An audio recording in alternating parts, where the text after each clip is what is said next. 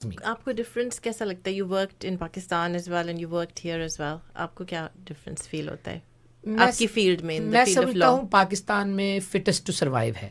آپ فٹ ہیں، سروائیو کرتے ہیں، چاہے ہیلتھ وائز، چاہے تعلیم وائز، چاہے جاب وائز. وہاں معاشرہ جو ہے وہ طاقتور کو سپورٹ کرتا ہے.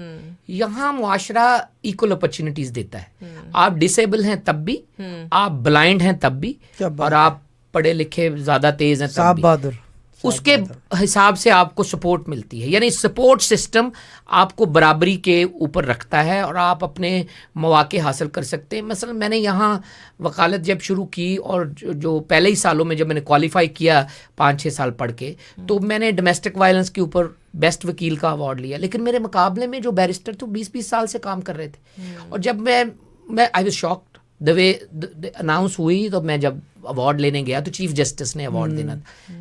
And I was shocked. And chief justice said آپ کو انہوں نے اس محفل میں 5-10 منٹ پہلے انٹیمیٹ نہیں کیا کہ you are likely to go. میں نے کہا نہیں، I work in advice bureau. میں وکیل تھا Oldham citizen advisement. I work in small advice bureau. I thought مجھے کہاں ملے گا، اینڈ میں تو آ گیا ہوں. لیکن I'm shocked and مجھے انٹیمیٹ نہیں تھا. And then he spoke to me for a minute اور سو.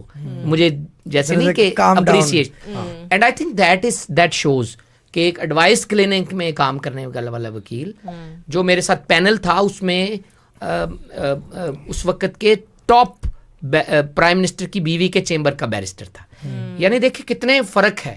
یعنی لندن کا ٹاپ شاٹ وکیل اور ایک ایڈوائس کلینک کا وکیل. لیکن ایڈوائس کلینک کا وکیل چیف جسٹس سے ایوارڈ لے کے. سو دیٹ شوز کہ یہ سوسائٹی آپ کو ایکویلٹی، برابری اور رنگ و نسل مذہب سے مبرہ ہو کر ترقی کے مواقع دیتی ہے.